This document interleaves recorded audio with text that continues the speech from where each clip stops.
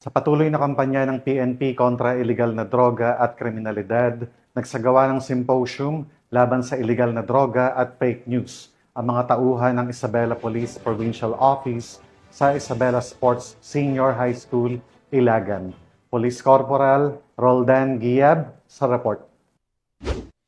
Pagpapatuloy ng kampanya kontra bisyo at illegal na droga, isang makabuluhang symposium ang isinagawa ng Isabela Police Provincial Office sa Isabela Sports Senior High School, Barangay Alibago, City of Ilagan nito lamang ika-30 ng Setyembre ngayong taon. Pinangunahan ito ni na Police Captain Perla S. Pagulayan, Chief ng Women and Children Protection Desk, at Police Captain Scarlett M. Topino, Chief ng Public Information Office, katuwang ang Provincial EOD personnel.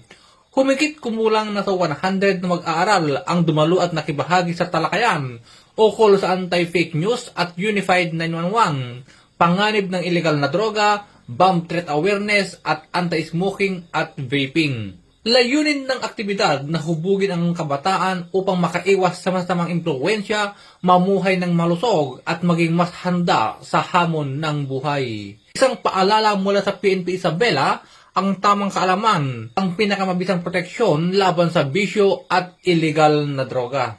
Mula dito sa lalawigan ng Cagayan, ako ang inyong PNN correspondent, Police Corporal Giab, alagad ng batas, tagataguyod ng Balitang Pulis.